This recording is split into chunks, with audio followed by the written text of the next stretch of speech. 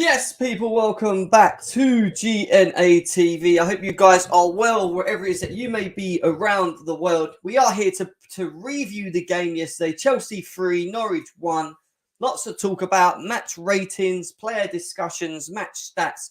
And before we even get to all of that, we're going to be talking about a little bit about today in regards to Rome and what is the talks of the town, as they say.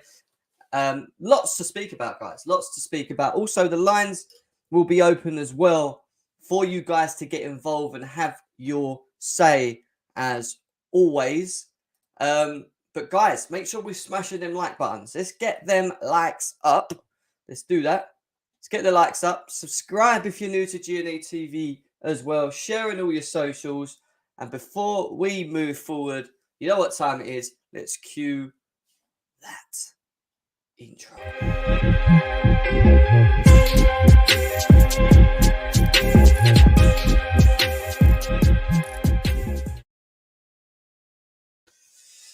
Yes, people, welcome back to GNA TV. I hope you guys are well wherever it is that you may be around the world. And after all of the headache that we had yesterday, after all of the announcements, the streams, double streams yesterday, mainly based around Roman Abramovich being sanctioned and all of the effects, shall we say, upon that. Obviously, we've learned that the sponsor free, have pretty much terminated their contract with Chelsea Football Club. That is how I'm going to be wearing my shirts from now on. You see that there? See that? That is how I'm going to be wearing my kits until I get a Trivago kit. Potentially looks like it could be them. Or until we get a new sponsor. But this is how I'm repping my shirts from now on. When I go to the game on the 2nd of April against Brentford, which will be my last game until our club is bought out, because I am not a season ticket holder. I'm a member, which means that I have to basically suffer by watching it on TV. I will be wearing this at Stamford Bridge like this. Or I'm going to buy the Trivago kit, actually. I'm going to buy the Trivago kit. Well, either like that or the Trivago kit. That is the amount of respect that they've showed us as a club. So this is the amount of respect we're going to show them. So F3. I didn't like him anyway, to be honest. 3. Like, what was... I didn't even like the logo. The logo was tacky. It was poo. Who gives a crap about them? But anyway, let's see what guys are saying in the chat anyway. Big up to Bex in the house, as always. I need some water. Very dry mouth today. The ladies are here. Chloe and Bex are in the house. Big up to Chloe as well. Chloe says big up to GNA TV as well. Nice to see you in the house, as always. Luke Masters says, GNA, did you know that United are trying to take Thomas Tuchel from us? It's hilarious. Listen, I've heard Arsenal, Piers Morgan, coming out saying that they should buy Thomas Tuchel and go all out. Why is it going to go to them? They don't even know what breaking the bank means. That ain't going to happen. And then I hear Man United, who always go after our sloppy seconds, don't they? They always want our sloppy seconds, United fans. Just get it right. You're not getting your hands on Tuchel. Tuchel made it clear last night after the game that he is, as long as there's a bus, we're going to show you actually. Listen, do you know what? Now I've brought it up. Let's look at it, because it was a great comment from Thomas Tuchel.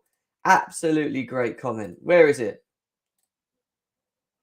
Oh, there we go. Right here. Here you go, Rivals. As long as we have enough shirts and they bus to drive to a game, we will be there and we will compete hard. Thomas Tuchel to BBC 5 Live. Our manager, for me personally, this guy right here is excelling himself to being very close. And I know we need to see the longevity, what happens with new owners and whatever else. He's excelling himself and becoming very close to becoming one of my favourite managers ever at Chelsea. This guy's composure, this guy's whole appearance in front of the media, how he deals with questions, how he deals with situations, how he just looks so calm and cool in the way that he talks to people. Everything about this guy is just class. And people may argue that he's not on the Pep level and the Klopp level in terms of domestic trophies. But there is no shadow of a doubt that in terms of a tactician, as a manager, as what you need, as when you're a manager, it's not always about your tactics and how good you are. and winning games. It's also about how you sort of propose yourself, how you show yourself to the world, how you represent your football club. And this guy has everything in his locker, literally everything in his locker. And he had his Trivago. If you noticed, he had his Trivago coat on yesterday. He even undid it. He just left. He didn't have nothing off. He had nothing of free on him. I don't see free anywhere. He's like, nah, Trivago, it is what it is. You know what I mean? Like, big up to Thomas Tuchel. Top Bins is in the house as well. This is big up to Gem Fan. Superb performance, full of characters, free bottle jobs. Yeah, big up to AK in the house as well. Undertaker CFC. Ads is talking bullshit. Big up to HM as well. Piers Morgan is a conman. Gem, you look hot today. Oh, thank you, Liam Bernard. Thank you very much for saying that I look hot today. You know, appreciate that. Guys, make sure that you smash the likes. There's over 25 of you here already subscribed to the channel. We've got lots to go through because we are going to talk about the game yesterday. However, we're going to start with a little bit of Roman news, Roman talk.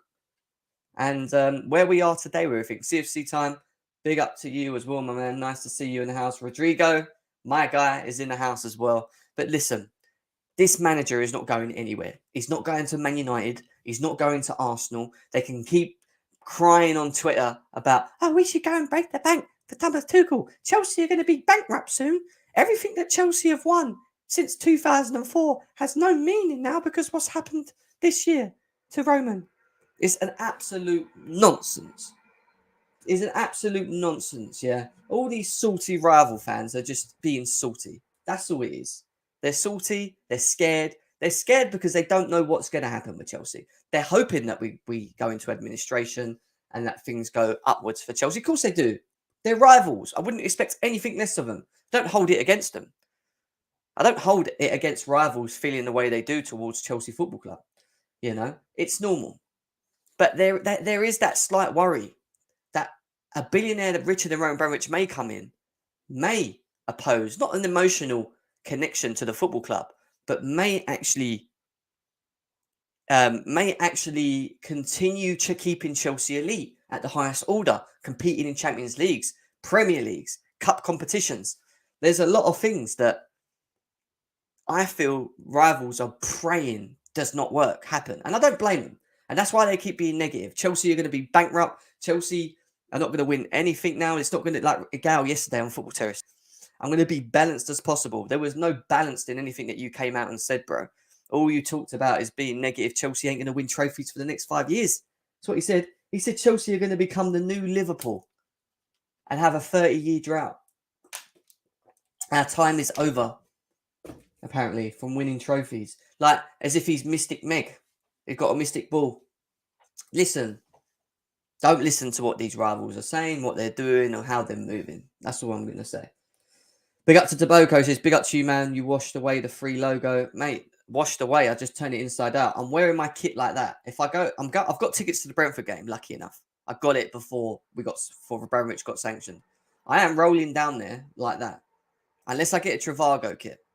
If I get a Trivago kit, then I'm wearing that. But other than that, I am wearing my kits like that. That's all I'm going to say. Corny Goat, big up Jim Sansom a lot, but big up to you, my man. Sansom, we'll see. Funny how they want Tuchel after calling our style too literally bad. Yeah, because it's a jealousy. You should know as Chelsea fans, there's always jealousy when it comes from these guys. Was always jealous how ruthless Roman was with his managers. Yeah, I hear that. I hear that. And that's true. And do you know what? Chelsea have been so successful from Roman doing that. Do I think it was always the correct thing to do from Roman? No. I don't think we should have sacked every manager that walked through the door. But it kept us successful. Because every time we brought in a top manager, most of the times, we ended up winning things. And we did become the most successful club in the Premier League. In English football. Yeah, the Premier League. And we've won everything that there needs to be. We've literally physically seen our football club win every fucking trophy. Like, what more of achievement can you get from your football club? Yet these rival fans don't want us to celebrate or be happy about what we've done in the last 20 years.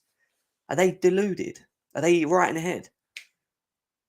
It makes me laugh because if it was in their corner and all this was just happening, there'd be all the excuses in the book. Because it's Chelsea and they've been praying for this date for 20 years that Chelsea dropped that elite team that's been elite for 20 years gets brought down. They start opening their gobs. So all I would say to you Chelsea fans and the rivals is ignore this from them and just wait and see what happens with the football club, because a lot's going to happen from now until the 31st of May, and there's a lot that we need to go through before we start talking about the game as well. A guy actually said that what I thought Arsenal are 18 years, but without throwing, he said, stay quiet, Arsenal will get... Someone said we'll probably still win the Champions League before Arsenal. I actually do think that's the case. I really do. The only 30-year drought is a gal getting... top bins. Takes a club. I know he would never need to have partners in a deal, but having another owner who loves the club would be great. Yet the emotional connection would be there, wouldn't it, Candy? Don't get me wrong. The biggest question with him would be whoever he brings in as a consortium. Are they going to back and fund the football club at the level that we need it to be done? Are we going to be backed at the level that we should be to be able to still compete? I was so proud of the game yesterday. We're going to talk about the game. We are going to talk about the game a bit later. It's more London club fans who are happy with what's happening with Chelsea. Me as a Liverpool fan, I'm more bothered about what my team's doing. That's fine. That's cool. I have no issue with you. No issue with you. That's fine, bro. That's fine. Do you think that it's fair that fans can't go to football matches to buy tickets? Yes and no. I think the sanctions are there for a reason. I think why we can't buy tickets makes sense because buying tickets then funds the football club, which then potentially funds Roman Abramovich's pocket. So I do understand the sanctionings that have been placed ahead. Do I feel like it's a bit harsh? Potentially, yes. Chelsea will lose revenue. I do think Chelsea Football Club will battle to not have that because that's hurting them. That's denting them. That's not really keeping them competitive, And I think there needs to be an income, a serious income coming in of some kind. And it fans money, games on match days is a lot of money. It's a lot of money that they're losing there. People don't realise. So exactly what they can't do on the pitch, bring it off it. Todd Bowley looks more likely than Nick Candy and the Turkish guy. I don't know. It's all up in the air. We seriously have the best managers in Tuchel and Hayes leading us in front. Listen, Bex, you couldn't have said that any better. We generally do have the two best managers to lead us through this current situation that we're in. The way they're dealing with the media, the way they present themselves, everything about them is class. Ticket sales are revenue for the club, not Roman. Well, yeah, they are, but at the same time, there must be a reason as to why the club itself is not able to fund money from tickets. Because if there is a link between us, the income that comes into Chelsea Football Club and Roman, they're going to cap it. So if Chelsea Football Club can confirm to them that the revenue brought in does sit with the club, then that's fine. But I do feel that there's probably an argument for the government that ain't the case. But we'll have to see. There's a lot of terminology, words to it and stuff like we don't know about. We're all just iffing and butting. To be honest, it is what it is. I think Spurs and Arsenal fans are most happiest that Chelsea are in mud. That really bothered me as a Liverpool fan. Fair enough, AK, man. Anyway, let's get into it. Let's get into what we need to talk about today before we talk about the game. Because there is... Let me just delete that one. There we go. So I can get up to date. So we're going to start talking a little bit about Roman, guys. And then we're going to delve straight into the game. And then do the player ratings, open up the lines, and then get you guys involved. So we're going to start with Absolutes Chelsea, who came out and said that the UK government have confirmed that buyers can go direct to them to request a change to the license Chelsea are currently operating under. So buyers being the billionaires, the people that are looking to pay, buy the club. It's going to be dependent on how serious it is. And this is why I keep saying to people, the government still have a big say in who can buy his football club, right? Because if a buyer has to go to the government with a serious offer that they are willing to buy Chelsea and allow the club to sort of have its normal circumstances, then the government's going to be down to the government's decision into whether they allow it. Because if they do allow it, they've kind of agreed that owner can take the football club owner over. If they don't, and then they do for another, do you know what I mean? It's their way of being able to kind of pick and choose who runs this club. And I still think Roman's got a big responsibility in terms of, or will be involved in who he thinks should behind closed doors. But at the same time, this just tells me that the government has more of a say. Buyers can go direct to them to request a change to the license. Buyers are only going to direct them for a change to the license just because because they want to buy the club. Do you know what I mean? It's pretty much common sense. I know. Let's go through some of the people saying here as well. Jem, serious questions. Roman has been blocked out now. What will happen to the 1.5 million debt? So Chelsea have to pay this up. Will it screw Chelsea over in terms of football? What will happen is two things. I don't know if the debt owed to Roman is. I don't know how that would work, to be honest, because either the new buyer that buys Chelsea is going to have to cover that debt, which means it's an additional amount or cost on top of the sale of the football club, which could be a potential. We don't know yet. We're still waiting. We're still under. We're not really confirmed or being clarified as to the situation. Or if the club is debt free anyway, in terms of there isn't anything against the football club, it's just owed to Roman, then to me it's just like paper air money, if that makes sense, because he may have invested that into the club and the club may owe him that back, but the debt might not be against the club. It might just be Roman's pocket. So if it's Roman's pocket, then, and he's been frozen out and he's already said he doesn't want it back, then for me the debt is still not there. Does that make sense? Like it's all a little bit confusing, even for me to try and explain it to you guys. Like there could be so many different options. A big up to Major General N'Golo Kante. I reckon the government will sell the club. Roman will then take the gov to court. That is another option. I agree that could happen as well. Big up to Ram. Nice to see you in the house, mate. The gov are not better than Putin if they get the money. Jim, have you heard Klopp's comments? I did.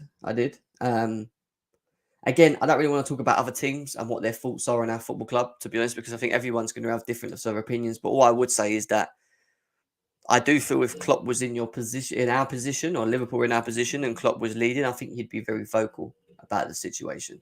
That's all I'm going to say. But we move. Big up to Marshall in the house as well. Big up to GNA TV. Nice to see you in the house, my guy. The ultimate anti-Roman payback, sending us to a bunch of wasters. Hopefully not. Hopefully it doesn't go down that route. So there you go, guys. Government has asked buyers to come to them direct with a request to amend the license that Chelsea are currently operating under, basically allowing them to buy the football club. That's the answer to that. Allowing them to buy the football club as of when they want to buy it. So there's your first little bit of what we're going to be talking about. The second part of what we will be talking about today is this.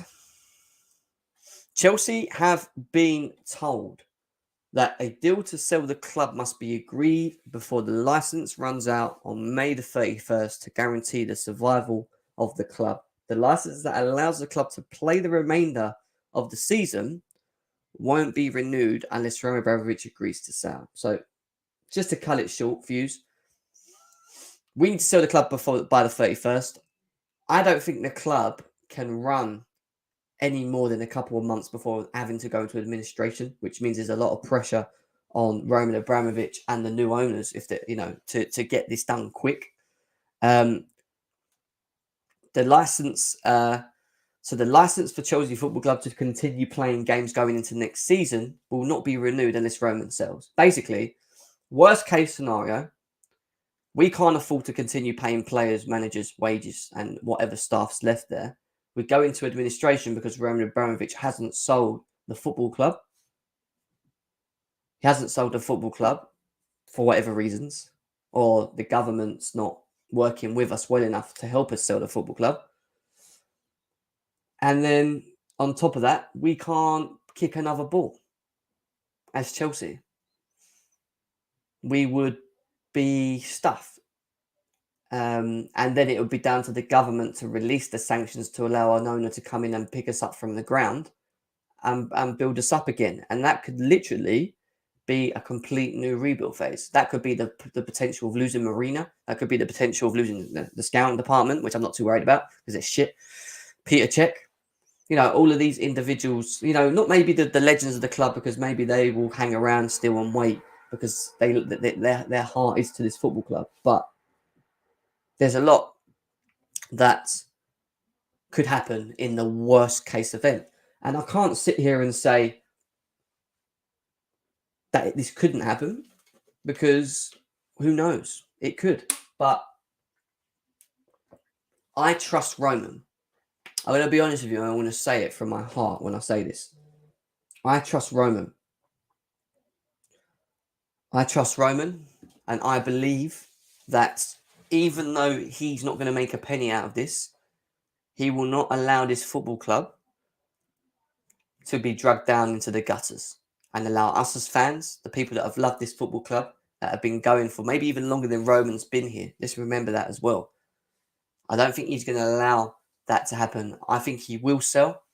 I think he will sell, I think, this month, but providing that the government allows him to sell, providing that the government says providing the government do what they say in terms of working with Chelsea Football Club, in terms of selling the football club, providing they do their part, I think Roman will push to make sure that before the 31st of May, and before all of this that we've just read could potentially go wrong, I think we should have new owners. I think we should have new owners. Big up to Nathaniel. I'm definitely not modding you, mate, 100%, because you'll take two. I know what you would do. You end up blocking people and deleting people, and I can't be having all that. It's going to American owners. Brandon, who knows? Who knows, mate? Ask me to change our name to West London Blues. What do you think about Nick Candy? We're going to get to Nick Candy in a bit, actually, because there is something about him. David also said Lukaku could be sold. Sell him. Don't care. Don't need him in the first place. I'm not joking. We don't need him. Lee Bell, big up to you, man. Big up to Lee Bell. This is big up Jim. Big up to everyone in the chat. Yeah. Right, Nathaniel, I will give you this opportunity, but do not let me down. There you go. Do not let me down. He will, but I'll give him this opportunity. I'll give him the one opportunity. But as soon as someone in the chat moans about him doing something or doing whatever, then I'll just remove it from him. So he needs to respect the channel. Respect the channel, then cool.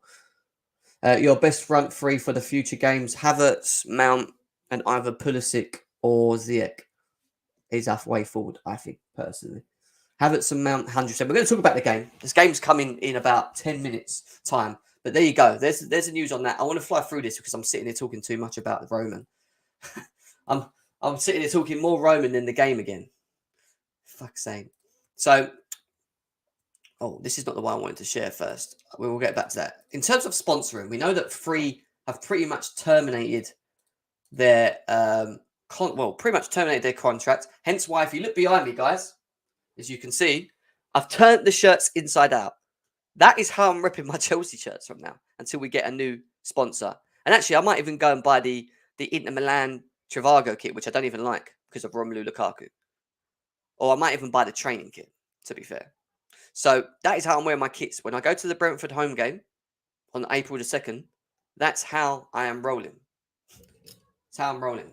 But anyway, back onto the news. Chelsea sponsors Trivago. We are looking forward to a transition of ownership as soon as possible and want to support the club in this process. We'll provide any update to our business relationship if and when appropriate. Now, to just add to that, we do have something here, a statement from Trivago directly themselves, which we're going to bring up here. Full statement from Trivago regarding Chelsea. Well, here we go. As a global travel brand, we believe in connecting and bringing people together. These are the values shared by Chelsea Football Club, an institution that is now 170 years old, with a tradition so vitality important to its fans and its communities, both locally and globally. And that is why we decided to partner with the club last year. The uncertainty over the current ownership situation of Chelsea FC has been challenging. Moving forward, it is important that to continue supporting the club, the fans, and the community, along with the essential work that the Chelsea Foundation does to help those in need. We are looking forward to a transition of ownership as soon as possible and want to support the club in this process. We'll provide any updates to our business relationships as and when appropriate. As a company of global citizens, we cannot condone that unprovoked catastrophic invasion of Ukraine. We believe in a free world, freedom of speech and peace. We continue our efforts with our teams to support the humanitarians of efforts to ease the suffering of the affected population. We stand with Ukraine. Now that right there for me from Trivago is a proper statement, because what they've said there is that they haven't mentioned Roman Abramovich once. They've not said his name once in this. All they've said is that they've part of the reason why they've signed to Chelsea last year was because of the communities, the global aspect, the size, the nature of the beast of what Chelsea Football Club is. Partnering with them was a big step for Trivago in itself. In terms of the ownership, their main saying that was, we look forward to working with new owners. There was no talks about Roman Abramovich taking sides. It was, we look forward to working with the new partners, new owners, as soon as possible. So they're not saying whenever, they're saying as soon as possible, hoping that it will be sold very soon. Maybe Chelsea Football Club have had words with Trivago and made it very clear that this is the selling of the football club maybe is a quick process. Hence why I believe that when this statement comes out, I think there's more to it than people are seeing to the eye. I think there's more. I actually genuinely think when you look at this, that maybe Chelsea Football Club had this discussion with Trivago after seeing what's happened with Free and explained where we stand with the ownership. But upon that, they've made the decision to say, right, we won't pull away. We will hold out and we'll wait for these new owners and we will support and work with the club in that process if you're looking to do that. They know we're doing that, so they're holding tight. And at the bottom of it, it just clearly says that they stand with Ukraine, and they're not on the Russian, basically protecting their company. Fair enough. So the way that they provide that statement for me is bang on. I think bang on in the way that they should do. I like Trivago anyway. I think Trivago's all right compared to blimmin' Free. You just don't know anything about American sports. Stop comparing. Look, I agree with Lee Bell, 101%. The one thing I keep saying to everyone: do not jump the guns. Do not jump the gun. Fuck Free, man. We don't need them. Big up to Trivago. Hang your heads in shame. Free, hang your heads in shame. Big ups to everyone. Stuart, I see you. This is Trivago. Big up to you, my guy. PJI says, love that your kit behind is inside out. Yeah, man. That's how I'm repping. That's how I'm repping, guys. Listen, guys, smash the like button now. Please get these likes up. I need over 50 likes. Nearly over 100 of you here. 35 likes, good. But I need that 50. So if you haven't hit it and you're sitting here, please do that now. We're going to talk about the game very shortly. Very, very shortly. Just catching up on some news in regards to where we are with Roman and Chelsea Football Club. Totally agree with Trivago. And if an American group come in to buy Chelsea, Nike will start changing their thinking. Yeah. Nike have been very quiet on it. And I know there's been talks about Nike coming out and potentially pulling on that deal, but that's a big deal to pull out on. I think they're going to talk to Chelsea Football Club and they're going to understand the circumstances. And if Chelsea have already gone to Trivago and given them a clear image of where we're at, which no one knows about, maybe hence why Trivago's attitude has been a lot different to Free's. Maybe they've done the same with Nike, or maybe they will do the same with Nike in terms of telling them to just hang on. Let's just give us a bit of time to sort things out. And that's what it is at the moment. We just need to give the club time. There's a lot of uncertainty. There's a lot of not understanding where we're going at the moment. Give them time. Give them time. Not loads of time, but just give them time to just get things sorted. And that's why I'm saying the government needs to work hard with our football club to get this done so that we can move on and get on with things. We know we're being sold. We know. Let's get on with it. Big up to Marshall in the house, man. My boy. We will be doing a show on Sunday on Marshall's channel, KH No Filter Football. So make sure you check yourselves out on that. I will be promoting it as we go through the week. So all you guys that are here, make sure you go over there as well. I think we should replace the Free with Trivago. Yeah, it looks like that could happen. I think Nike will be waiting to see actually happens to us. Exactly, PJs. I agree. Big up to Declared in the house as well. So there you go. Trivago have given us good signs, guys. good signs in terms of, back in the football club and until they see fit in terms of the movement of the new owner. New person coming in, etc., etc. Right, 2 more things.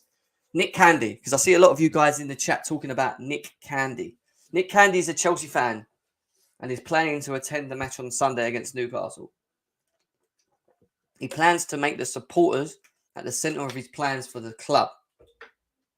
Now, in terms of the emotional attachment, I like this. Nick Candy comes in, out of all of the people that are linked to us, I bet you any money that this guy is the guy that's more emotionally connected to the football club. I like that. I do. And I can see why Roman would potentially look at someone like Nick Candy. They have that simple, they have that connection. They love the football club. He's been watching it since he was the age of, I think he's been going to games since he was the age of 4. I think it was something like that. I read. No, there's that emotional connection. Something that I thought we would never find moving forward through the consortiums. Now, where we would have that connection with emotional connection from Nick Candy, he will still have a consortium base with him. Now, that consortium base won't have that connection, but if Nick Candy is the leader of that consortium, is the main image figure of the football club, then that's cool.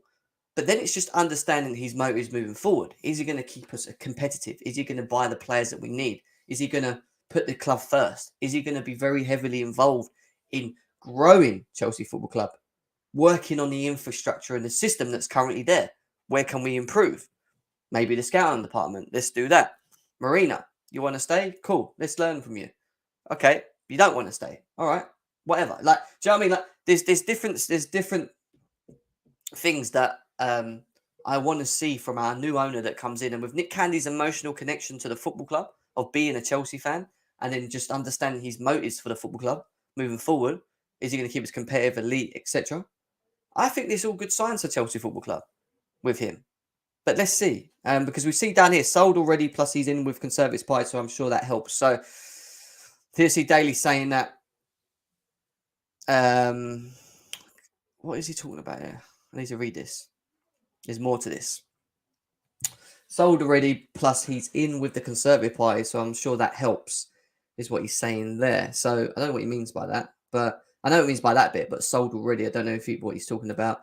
Joint bid with American investors, though, wonder if he joins Bowley. So him and Bowley, I don't think it's a bad shout. The only issue I have is the Swiss guy. But if it's him, Bowley, and the Swiss guy, and him and Bowley are going to be the focus points of the football club, give it a go. I don't care if he's American. I generally don't. I know a lot of you guys are scared about the fact of having American owners in it, but it's the intentions. And in Nick Candy, he's been a fan of this football club and understands the football club. You're right, he doesn't understand the financial element of it because he's not there, but he will. He will. He'll be involved. He'll understand the setup and he'll move forward. And I'm sure he'll have the best interests of the football club. I hope that he does. So I'd understand if Nick Candy and Todd Bowley link up on this one. I'm hoping it's them because it kind of would add up with the third person being of a property developer. But Nick Candy's already involved in property, from what I understand. So, which is why he said he'd joined by others. Hope, yeah. So, I still want more detail on what the 860LB is doing to try and purchase. Yeah, I don't know. Like, the only thing for me out of all this is that if Nick Candy brings on Todd Bowley, which is cool, why are we going to bring, like, what benefit are we going to have from this 86-year-old? Can they not find just one more individual? If they need one more individual that has an experience, maybe in property, that can help when it comes to the stadium in terms of contacts, people that can just come in and get what's required done. Like there's a lot.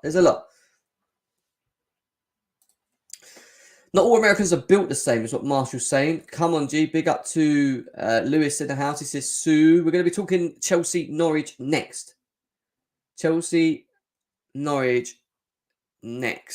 Let me just quickly...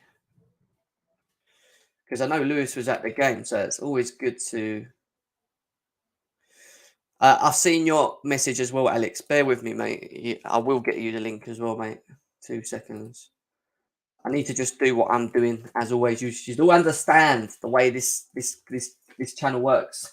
I talk, and I let you talk. These lot argue in the chat. Big up to Big Ron as well. Big up to Big Ron. So Nick Candy is a potential. Maybe he's been attending the match on Sunday. Talks about him potentially throwing in a bid with Roman on Thursday. Or on was it on Thursday? I can't even remember, but we'll see. Anyway, we move. One more thing before we go into the game. Chelsea are planning pre-season matches for next season in the USA. New owners, USA. Think about it. Where they finally want to show off and monetize the signing of Pulisic. One of the matches could be versus Arsenal. Chelsea are keen to make transitions to new owners as soon as possible. Nizar Kinsella reported that today, not long ago actually, about an hour ago. So looks like Chelsea will be looking pre-season in the USA, providing they find a new owner who could potentially be American as well. So the potential American owner, along with Christian Pulisic, along with everything else. I mean, Christian Pulisic's going nowhere, mate. If we get some American owners in here, Christian Pulisic is going nowhere. He's going to be at this club forever. He's going to be at this club forever, man. That's funny. Anyway, we move. Enough of that. Let's talk about football, shall we? And Chelsea yesterday won 3-1 against Norwich comfortably. Can finally see Kai Havertz being silky. Kai Havertz is just a baller, bruv, man. Big up to Steve C. Mays. Happy birthday to Drogba. If it's Drogba's birthday, big up to the legend himself of this football club, Didier Drogba. Happy birthday to you. Let's talk about the game, shall we? Let's talk about the game. And in terms of the match stats for this game, we dominated, as we expected. 66% to their 33, 15 shots to their 8, 7 shots to their 3 on target, off target 5 to the 4, 91% possessed passing completion rate. We usually hit around 82%, so that's pretty impressive. Not gonna lie. Clear cut chances 3 to their 0, corners 8 to their 3, and then tackles 66% to their 56. With a better aerial duel win, we won 73% to their 26, with 15 fouls to their 8, and we move. But in terms of the overall game, again for me, a tale of two halves. We started tremendously for once. The one thing that Chelsea always tend to do quite slow, shall I say, is they start, it tends to take us long to sort of warm up and build into the game. But that first 45 minutes yesterday was very good. And I'll talk about the goals, because Mount's assist for Chalobah, great header by him, put us up early 3 minutes in, helped us kick forward. But then it was also the way the forwards were linking and the chemistry. And the one thing that we as Chelsea fans have been wanting to see for a long time is a front three that can actually build a bit of chemistry and then be consistent in their games. I feel that in the likes of Kai Havertz, Mr. King Kai, we're starting to see that. I thought he was awesome yesterday. I think the second half he sort of fizzled a little bit, but they all did. I think that's why I said I think it was a tale of two halves. When you look at the first half and how well we played and the link up between him and Mount, and they really, really played well together. I think the whole team looked very good in the first half. And what we needed after all of this, the news that we heard in regards to Roman Abramovich being sanctioned, that we needed the players to turn up today, and they did. And like Tuchel said, as long as we've got a bus and as long as we can wear a kit, we will be competitive and we will continue to play hard. And yesterday, I felt that the players went out there and they really gave a go. They really had a go. They really made a thing. Second half was disappointing for me. I understand why he took Aspie off in terms of Newcastle, and he's looking to bring him in. No Reece James for a couple of games means we have to protect Aspie as much as possible as playing in that position. But when Ruben Loftus-Cheek came on the pitch, everything just went a little bit off. Our movement off the ball was slower. Our link-up play through the midfield to the strike force was slow. Our defence was picking up a lot more pressure than we needed to. And then Chalobah decides to do that stupid handball. And let's be serious, it was a poor handball. Like, people will say, well, what can he do? He can't get his hands out of the way. I'm sorry, it's not a good enough excuse. It genuinely isn't a good enough excuse. And for me, like, we were cruising that game. And in seriousness, we should have killed that game off. We needed one more goal to just kill that game off. We didn't do that. Chalobah obviously handballs it. And then we find ourselves 2-1, and then going into the last 20 minutes, giving Norwich a chance. And it did. It boosted them a little bit. They tried to get in our faces, and we just made things hard. Absolutely made things hard of a game that shouldn't be hard. It should be easy for us, especially Norwich sitting bottom of the Premier League. So, you know, I feel that the sub of Ruben Loftus-Cheek didn't work. I thought he was very poor. Shouldn't have played him. Do I blame him too much again for his performance? Not really. Just I don't get why we force players. And I read it on social media yesterday. We've lost Reece James, but we only have Aspie that can play as a wing-back. We know that Pulisic and Cho can't do it. So if we start with Aspie, which allows us to play the three at the back, and then we decide to take him off, why then force a player to play in a position that's not played there the whole season and try and just to hold the system that you're currently playing in, just to, you know, just to see if we can play at the same level, which we're not going to do. We've seen that wing back area doesn't work when we force players to play in it. And every time we keep forcing players to play in it, it goes backwards. It doesn't work, is what I'm trying to say. So I would have just liked to see Tuchel say, right, we take Aspie off, we switch it to a 4, we play 4 at the back, we bring Ziyech in, and we go for a 4-3-3 or a 4-2-2, and we try and play it a little bit differently. Instead of just holding into that 3 at the back, we didn't need it. You know, don't force players to play in that position, to do that in games. And we'll play harder teams than Norwich, you know, where he's going to take Aspie off, he's going to do that. He can't keep doing that because it does go against us. It does go against us. I don't like seeing us trying to force players to play in positions that are not comfortable in playing in. Switch the system, and then play players in the positions that they feel comfortable in. That's it. Kai Havertz then buried the game at the end, and it was a great goal. Absolutely top finish, a man in form, a man just silkiness, the movement, the way he glides across the pitch, the finish was something else. To place it the way he did in the top corner, you know, giving them no chance and burying them and making sure that we win that game. Kai Havertz at the moment, for me, on form, is along with Thiago Silva, is our most important players that need to play. They're integral. They are integral into the way that we play, along with, you could argue, Kovacic and Mendy, obviously, as well, and Rudiger when he's fit. Don't get me wrong, but they are so important. They are so important. And if we're going to go on a run, which we're going to need to, we've got Newcastle next, and we'll be doing that Newcastle preview probably tomorrow night. Tomorrow night preview against Newcastle at home. We'll be doing that. They're in form. They're a team that are on a run of winning 6 games and drawing 1. You know, this is not going to be an easy game. We're going to have to turn up. We're going to have to really press. So there's a lot. There's a lot to go from that. Big up to Nick Blumenhouse as well. He said Mount always plays good against Norwich. He did. He did play well. Mason Mount, again, big up to him, stepping up. Better performance from him. It's fine, Jim. Only like for 15, 20 minutes in the second half. Norwich pressed us fine. But then, yeah, but we shouldn't have got to that, Matthew, you know. Big up to Ray Allen in the house. Sosa, nice to see you as well. Respect King Kai is what Marshall's saying as well. Jem, remember when people were burying Havertz for not scoring for the reverse switcher? Yeah, and then there was the likes of me and you just defending the likes out of it and explaining why he's so important to the system. And now he's getting his applauds, and now people are seeing why he's so important to be playing in this team. No more criticisms of Kai Havertz. Thank you very much. I kept telling you guys, patience. Patience. We didn't have to buy Lukaku, did we? We could have saved 100 mils and just played the way we are. And then if we would have bought a striker, then found the right profile that could play with Havertz or whoever. Benzema. Harry Kane. There ain't many out there. That's the problem, you know. I think the whole striker thing is hard. Yeah, potentially. But we're going to get into let's get into the ratings. Get the ratings. And I'm going to open up the lines as well. I want to get the ratings done in like 10 minutes. We're going to fly through it. We're going to fly through these ratings. And we're going to start with Edouard Mendy, who didn't have much to do. Timo Werner all day. Even though he was poo yesterday, and we're going to get to him, he wasn't good yesterday as well. Still Timo Werner because of what he offers. Edouard Mendy did have much to do yesterday. Penalty, didn't save it. And other than that, comfortable. 7 for me. He didn't have much to do. Not much to say. So I would say Edouard Mendy is a 7 on this one. So we move from him.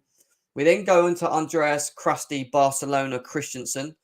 Krusty Bitchinson, Barcelona, played in Rudiger's position yesterday. Overall, had a very good game, I'd say.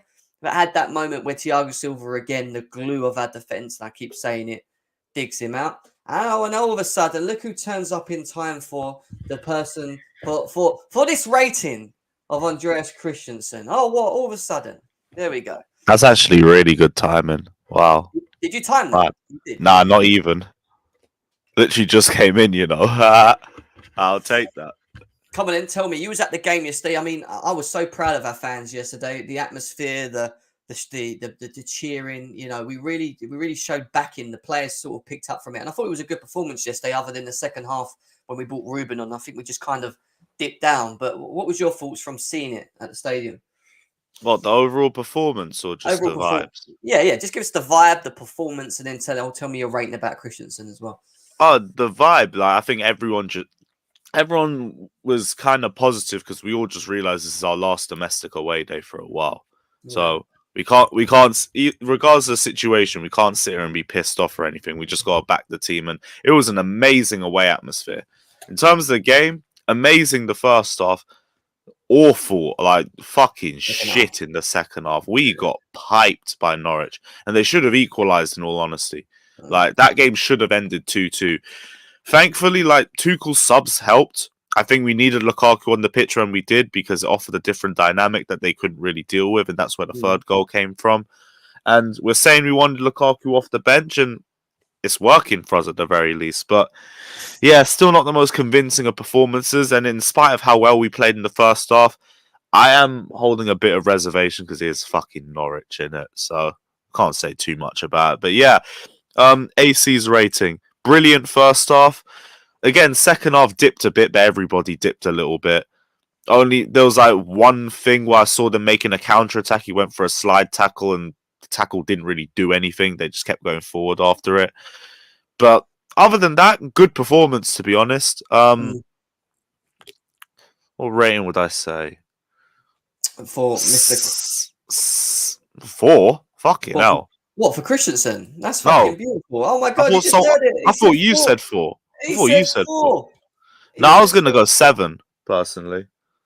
AC was awful, is what. I don't think he was awful. I'm being honest with you. I thought he had quite a good game. There was like 1 or 2 instances where he got done in the second half, and that was it. That one moment where I think that guy just sprinted like a blimmin' athlete down the wing, and I think he tried to like tackle him, and he didn't win the tackle basically. Yeah, and I think that was right in front of my end as well. But like, but also like that. Take into account as well. I don't think we've seen him play on the left in ages, so I do think there was a little bit of an adjustment there too. But 7, like I think he was really good, except parts of the second half. But it's the same for the whole team. There was just a massive dip. Have you been watching Levi Colwill been doing at Huddersfield? He needs to be with the team next season to learn from Thiago. Don't need Christensen, etc. T1, thank you for the donation on that. Big up to you. Always supports the channel. I haven't been watching him. I'm not going to lie. Lewis, have you been watching him? Nah, no chance. There you go.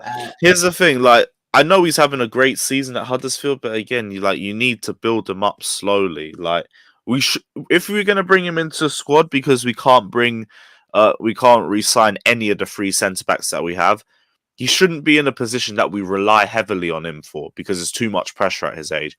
I don't mind you keeping him in the squad, but like, he's just a bit part player unless his form next season actually pushes him into the squad, because that is possible. Yeah. But like, let's not overhype him already. Like, he's not even played in the Premier League yet. Well, this is the thing now, and we do this as fans. We're doing it with Conor Gallagher, and I mean, Gallagher and Bro are playing in the league, so it's maybe a little bit different. But still, even them, like, I just think we need to calm down a bit when it comes to our youngsters. Don't get me wrong; it'd be good to just see some of them come through, stop us from buying and spending the money that we do to bring in players that sometimes just don't work. But I don't know. We'll have to see what happens. Artem says 7 performance, but he's getting a 3 for pulling a Courtois. Is how Artem feeling. For me personally, I'm not going to lie. I thought Andreas Christensen was a 7. I'll give him a 7. Yeah, I would have gone 7 as well. Yeah, and that's me saying it. So there you go, guys.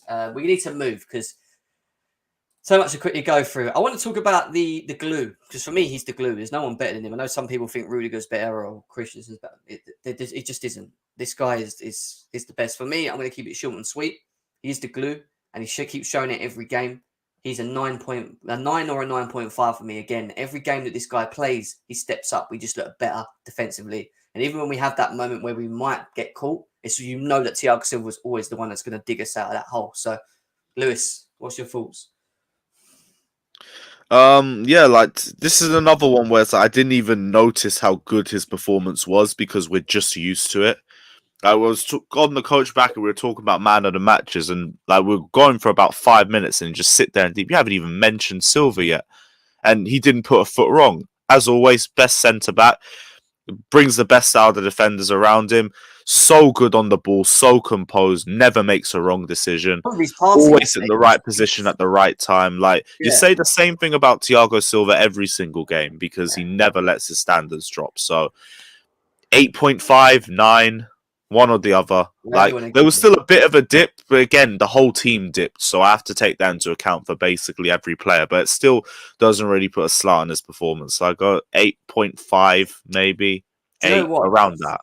Some of his passing yesterday, he was so direct. He was just so good at that. So I'm talking about some real hard. Those diagonals are so beautiful to watch. It's not even just a diagonal. It's like he was playing the balls into the Mounts and the Havertzes and that. But it was like they were so on point. Like this is what you want from your midfield. You know what I keep saying about being progressive, about midfield being progressive and looking forward. Like he does that from defense. He's always like bang, there you go, bang. Do you know what I mean? He always that's half the reason why I don't think our midfield is direct, because I think Thiago Silva's meant to be the deep line playmaker in that regard. But inspired that, like we'll talk about when we go further into midfields. I thought the forward passing was a lot better yesterday. Fair enough. Artem says most underrated phase of Thiago Silva's game is his ability to pass between the right lines in the middle, as he does more often. And exactly what we said, bro. I agree. Big up to you. Big up to Josh in the house as well. Let's move because there is so much we still need to get into. What's your thoughts on Chalobah? Because he put us ahead 3 minutes in, which kind of set the tone of the first half. I thought we played very well the first half, actually.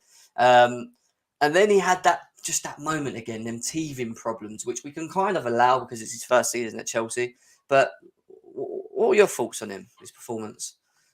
Literally couldn't have put it better myself than the way you said it. Great first half. A bigger drop off in the second half to the other two centre backs. But again, it comes with the age, comes with the experience. So I'm also saying, just let's not overhype him too much. He's still growing. He's had an amazing season. And when it comes to centre-backs, he might be our highest goal threat from corners. So, like, there's definitely a lot that he can offer the team right now, too. But, yeah, he wasn't good in the second half. He was getting done a lot more down that right-hand side than the other defenders that I was seeing. So, I'd say 6. 6.5, maybe, because I do have to give him the goal, too. Yeah, 6.5. The only reason I give him a 6.5 because he scored. Yeah, that's the same thing for me. If it weren't for that, it'd be a 6. Yeah. I agree. I think he was. I think he had a poor second half, to be honest. I don't think it was that great. I agree, he wasn't as good as the other two. But again, it's teething problems. The only thing that I would give him, which is great, which I put up yesterday, is that he's got more goals than Jack Grealish this season. So just saying, he's a defender. But we move. We move. Big up to him. 3 goals, I think it is now. Jack Grealish only has 2, so that's a bit embarrassing. Azpilicueta. I understand why Tuchel took him off, because obviously no Reece James, and if we're going to play this 3 at the back, I only think Aspi can do that. Hence why I think he's protecting him. He wants to use him for the Newcastle game. He probably shows that he wants to again play that 3 at the back. But on the pitch, I know it was only half a game. I thought he had quite a decent. I'd give him probably a 6.5 or a 7, maybe even 7 actually in his performance. I thought he was quite decent. What would you say? Yeah, I'd say 7 as well. Very progressive. Just speaking a lot about Norwich as well, because he was just outpacing their fullbacks, which is like, what? That's utterly ridiculous. But that meant that he had a lot better end products going forward, which is something that we usually lack when we see him play. So, yeah, great performance from him. He didn't play that long in the second half, did he?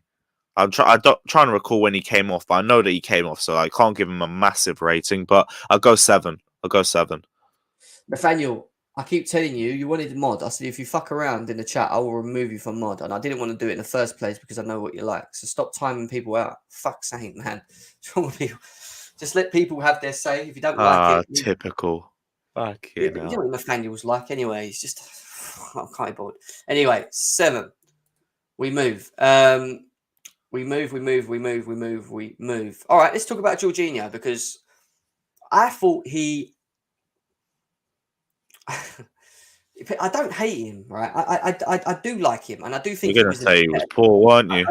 No, I do think he was a bit better. I just feel that progressively, I saw a bit more. Don't get me wrong; he still likes that sideward pass too much for me when I watch him in games. But it was just getting run past so easily, and I get why we do need a DM that this doesn't. Just does not happen to. Like it's easy to just skip past him and then know that he's not going to catch you. Does that make sense? Like he's not your I did typical. see some phases of that in the second half, but like Yeah. again, I can't really blame individuals too. Well, to be honest, if I'm blaming individuals, I'm blaming the people on the left-hand side personally. But I did see it a few times in the second half. Norwich did push us forward a little bit more. And yeah, I wouldn't say it was the worst side of midfield though, because the first half I thought it was brilliant. Like we talk about progressive passes. I saw so many progressive passes in the first half. They just typically get wasted. They always get wasted, which is why they don't really get noticed as much. But I'll be real, I thought it was unbelievable in that first half. And there was still passes in the second half that I thought were excellent too. Did get bypassed the 1 or 2 times, like fair enough. Like can't even say too much on that front. What I'm was going the to say rating? 6. I'm going to be honest. I'm giving him a 6. I'd go higher than a 6. I'm I'd saying go 6.5, maybe 7, maybe. Well, I don't know if I'm being a bit too nice of a 7, but I don't think he had an average performance. I think he No, had a don't get better me than wrong. that.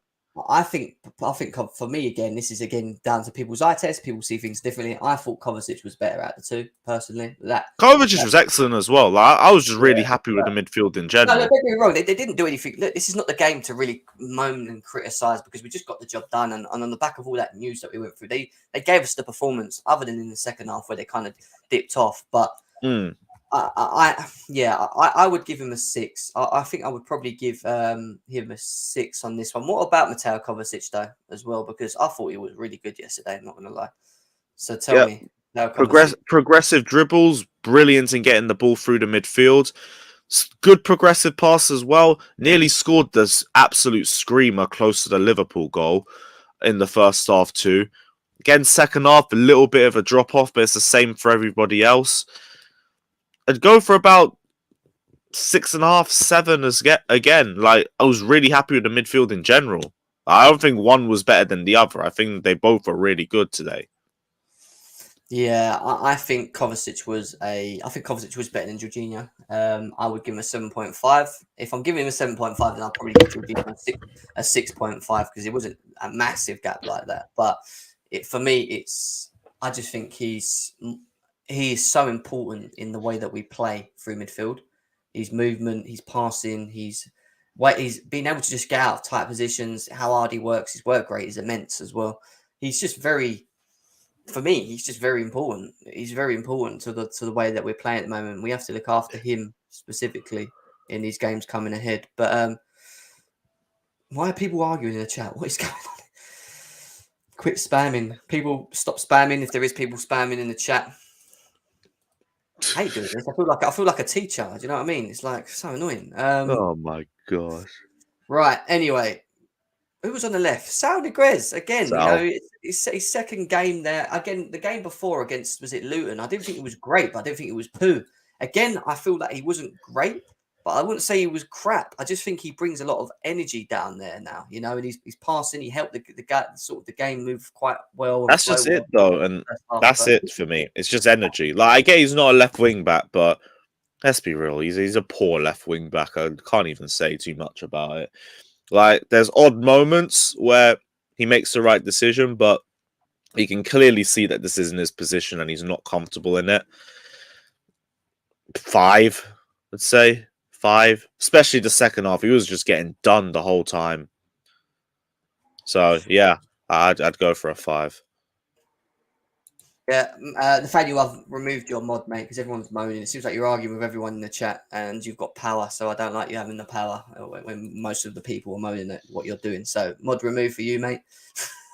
Already within about 20 minutes, I'd given him that. Mad, There you go. mad. Anyway, I'll give him. What'd you give him? What'd you give him? 5. Really? I wouldn't say he was that bad. Blimey, no. I wouldn't say he was that bad.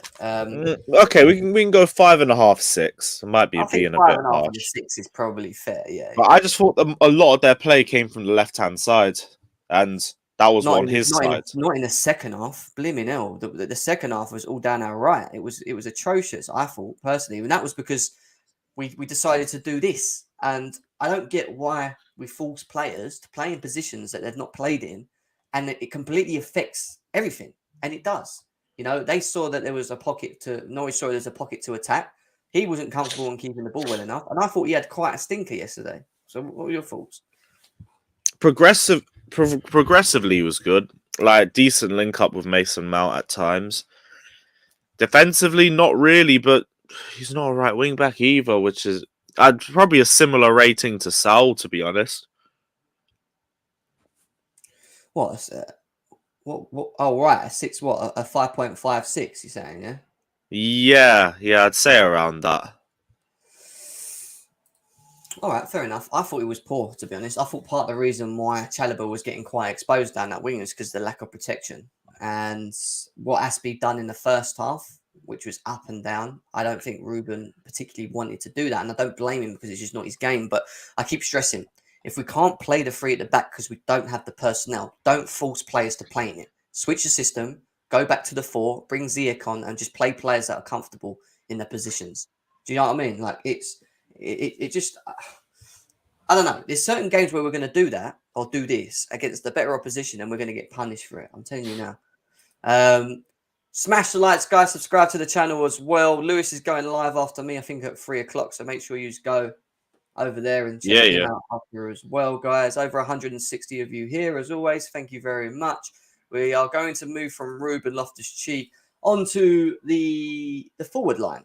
I want to start with the negative, shall we really? And I saw your comments on social about him pulling out of tackles and really disinvolved yesterday. Look, I like Timo Werner. I don't think I think he gets a lot of sticks sometimes when he shouldn't do. But yesterday there was no defending him. I thought he bottled tackles. He didn't look like he was running from the camera, let alone when you was watching it, which was in the stadium. He just didn't look like he was running at his full He never gets to 100% speed. Yeah. Never does. He just never looks like he wants it when I watch him. He never wants it. So I thought he was like a ghost yesterday. I keep talking about ghosts, which is unusual for Timo Werner because usually he's always quite involved, linking out and whatever. But yesterday I thought he was poor. I'd give him probably a 3. I'm not even joking. I thought he was that bad. What did you say? First off, I didn't think he was that bad. But most of the play was still centered around Havertz and Mount, in all honesty. Second half just completely disappeared. Was pulling out of tackles and 50-50s left, right, and centre. His finishing and his end product is still fucking atrocious. 4. Just give him a 4. Poor. I don't get why people still rate this guy. I can't be bothered, man. It's not even just rating him. I just think that he does... This is the difference between him and Lukaku. Would I rather have a player on the pitch that runs his heart out, creates 3 chances, misses them, but then sets up a goal for someone and gets involved in the game, than have someone that's not involved in the game whatsoever, doesn't link anything, can't control a ball, and we end up playing with 10 men. None of it. It's like having shit with shit. It's like comparing piece of shit with shit. But I still would prefer Timo Werner because at least he's still making over who? Lukaku. I'm talking about like the differences between the 2 players from what I've seen up to now. In the way but it's such a trash v garbage debate. Like honestly, one guy is a better finisher but doesn't move. One guy is a great mover. Has a brilliant IQ off the ball. As soon as you give him the ball, he's fucking shit. You can't win with either of them, in all honesty. The best thing about Werner is that he distracts from the other 2. That's literally it. He's a distraction. Yeah, that is it. He makes his distraction is from his movement, and that sometimes leads to goals. Now, is this what we're relying on, man? No, it shouldn't be. I get that. Artem with the donation says A4 him and Lukaku first. Who needs to go? We can't have these limited technical footballers in our Tuchel system. He is so bad technically. I think they're both are. Big facts. W settings and everything. I'm so sick of people trying to prop this guy to me. Big up to Artem for the donation as always. Thank you very much, man. I appreciate it. We're going to move on from Timo Werner. We'll open up the lines, guys, because I did say you can come in and have your say for the next sort of 45, 50 minutes. 2 seconds. Give me your thoughts on Mason Mount, Lewis. One of our better performers. Really good technical movement from Mason Mount at times. Like brilliant first touch. I thought his positioning was good, and a great finish as well for the first goal. Everything went perfect for him. One of our man of the matches. Probably give him an 8.5. Yeah, that would be my choice personally. I think he was very good compared to his other performances. Him and Kai Havertz really are linking up very well. Surprised not to see Christian Pulisic yesterday, not going to lie. Maybe being saved for the Newcastle game. Yeah, that's what I was thinking it would be. Look, when Mason Mount plays like this, I want him in the team because we benefit from it. And his goal we took yesterday was a top finish, not going to lie. Beautiful finish. Did he dip in the second half like others? I think they all did. I think it wasn't just him. I think they all kind of lost it a little bit. But, you know, his overall game wasn't bad. And for me, what did you give him? 8.5. Yeah, I can hear that. I thought he was good yesterday. I'll give him 8.5 as well. 8.5 is what it is for Mason Mount, guys. I think we've got 9.5. Big up to Marshall. Just smash and subscribe to the channel. Big up to you. Rebecca says 8.5. Yeah. He was sick, Jem, is what Josh said. He was sick. I'll tell you who was sick yesterday. I'm just going to let you talk. How good is this guy at the moment? Kai Havertz. Yeah. Brilliant again. And I feel like this game really suits him too because of the way that Norwich play, which is also why I'm happy with the performance, but I'm also not going to get too ahead of myself with it too because I want to see it against bigger teams. But it's promising. It builds confidence and it's everything that we've asked for from someone in the middle.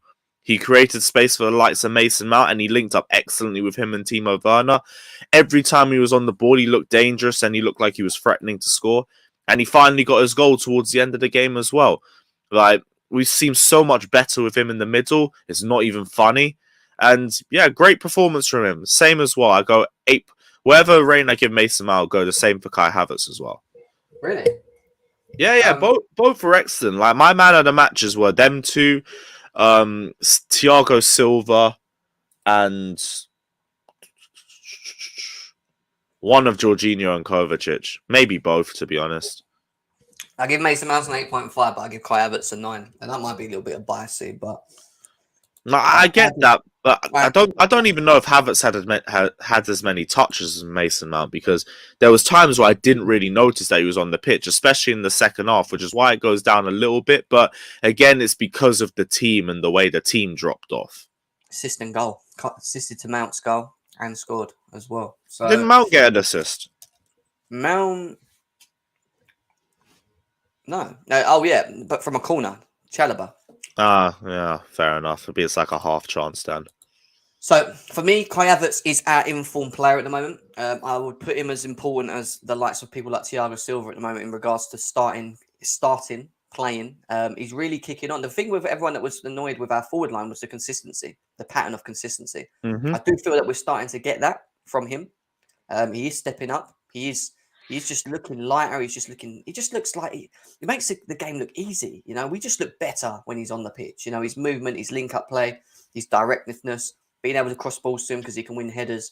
He can do so much. And I just think he's such a top player, man. I do. I really think this guy, I don't think we've even seen the best of him yet. I think this is just him growing, you know, growing into the player that he's going to become. And I hope that he does stay at Chelsea. And I hope we sort out the owners and he becomes one of the main focal points of this team because in theory, Lewis, we could have not bought Lukaku for 100 million and just built around him.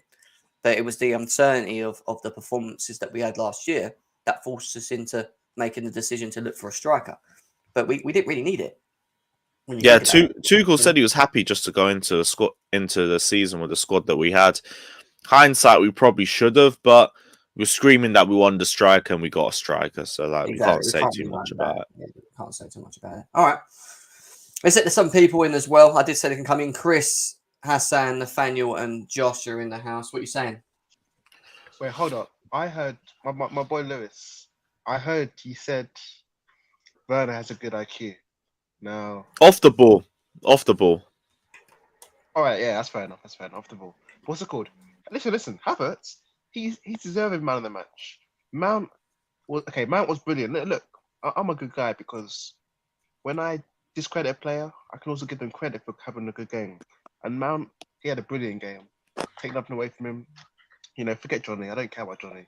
Mount, he's a brilliant player and I like him. But it's against Norwich, so we need to calm down a bit. But I'm happy with the whole team, man. What's it called? Rudiger, Christensen, everybody. Because even Christensen, yeah, his mind was about Barcelona, but he still fought a decent match. I mean, he did get spun a few times, but we'll let him off. But overall, good game for the whole team, man. And I'm happy. Havertz and man, the ball now. But Lukaku, be honest, Jem, he did change the game because when he came on, we were getting more shots. He had a chance that he should have scored. Should he not? Wait. You said, Jem, I didn't forget. You said Werner offers more. Are you serious? Werner gave up. Werner gave up. I've never seen a player give up. No, but in hindsight, in general, when you watch Werner play, he doesn't. He's not a passenger. Other than yesterday, he's usually always involved. Werner gave up. He was closer to the ball than the defender, and he gave up. Oh yeah, and to all the trolls in the chat wanting to get me kicked off mods, screw you guys, man. I'm double. Why are we allowing an Arsenal fan to speak? Double I don't know. I don't know. Why is an Arsenal fan speaking? That's why he's a Real Madrid fan. We're talking about Chelsea. A Real Madrid fan, not about Chelsea Arsenal. fan. Yeah, I'm a Chelsea fan. Chelsea, Hey, not about Arsenal. Yeah. Hey, what's it called? Beard guy. I'm a Chelsea fan, so let's not say that. No. And by the way, you probably can't grow any hair, so it's all good. But I'm just saying. Fucking hell, you took my joke. Arsenal fans shouldn't be speaking on this channel. We only have one opposition fan, and that's Ram. I'm a Chelsea fan. Don't call me an Arsenal. You said you're an Arsenal fan. You said you're going to support Arsenal. Winter ballerina. Don't call me that. So, Winter ballerina. Don't call me that. No problem. Winter ballerina. Don't. Andrew, what's your thoughts on the game, mate? Come on. So if Natty stopped speaking, it'd be fine. You just spoke over me. That's because I'm better than you and I've got seniority. You just spoke over me. I don't know about you. I just felt this game was just happening. I was very distracted. This came in to cause arguments. That's what you did. And came in to cause arguments. Shush. Daniel, let him speak, bro. Shush, fly. Yeah, it was just a distraction, really. I thought we were much better in the first half than the second half. We sort of just rode our luck a bit, but they weren't really that threatening, I thought. It was interesting having wing backs of Saul and Ruben Loftus-Cheek. I hope to not see that again. Ever. But no, it was just, I don't know, it's like the last couple of games, they've just been like just non-events in terms of what's taken place before the games. It's just like, oh yeah, a game's happening and we'll just get through it.